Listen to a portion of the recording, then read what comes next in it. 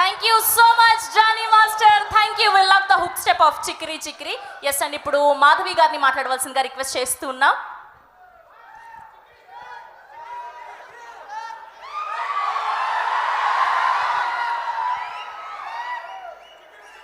నాకు మాట్లాడడం ఎంత కష్టం అని చెప్పినా స్వామినాయుడు గారు పుష్ చేశారు.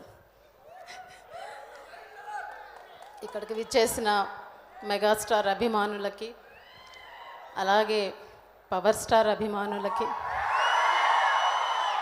అలాగే mega power star Ram Charan అభిమానులకి నేను నా హృదయపూర్వక నమస్కారాలు.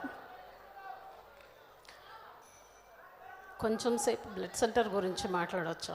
2 minutes. అన్నయ్య గారు బ్లడ్ సెంటర్కి పిలిచి నన్ను అక్కడ పనిచేయమని చెప్పడం నా అదృష్టంగా భావిస్తున్నాను. ఎందుకంటే కేవలం సినిమాలు చూసి వాళ్ళు సినిమాలు చూసి అభిమానులుగా మారడం, అంతేకాక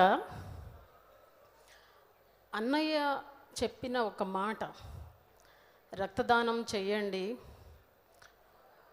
ప్రాణాలను రక్షించండి అనే ఒక మాట చెప్పినందుకు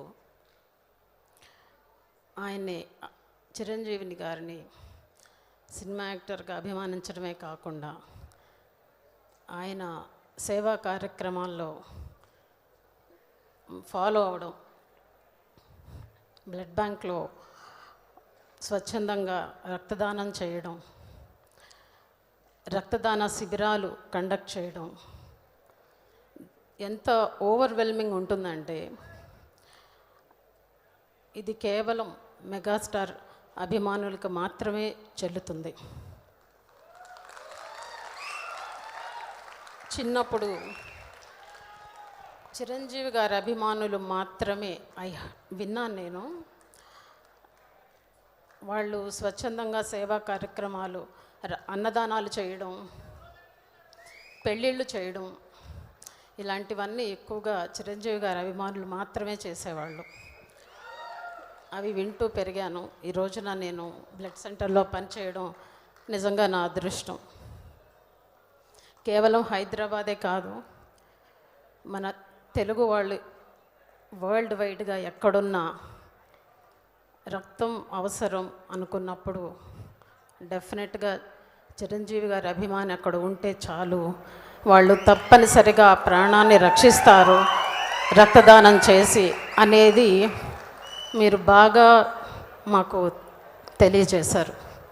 thank you so much for that. అలాగే మన రామ్ చరణ్ నిన్న బాబుకి దెబ్బ తగిలింది, బట్ త్వరగా తాను కోలుకోవాలని భగవంతుడిని ప్రార్థిస్తున్నాను. అయినా సరే మొండోడు వెళ్ళిపోయాడు షూటింగ్కి. తన కమిట్మెంట్కి హ్యాట్స్ ఆఫ్. అలాగే Charan, many many happy returns of the day నానా. ఈ సంవత్సరం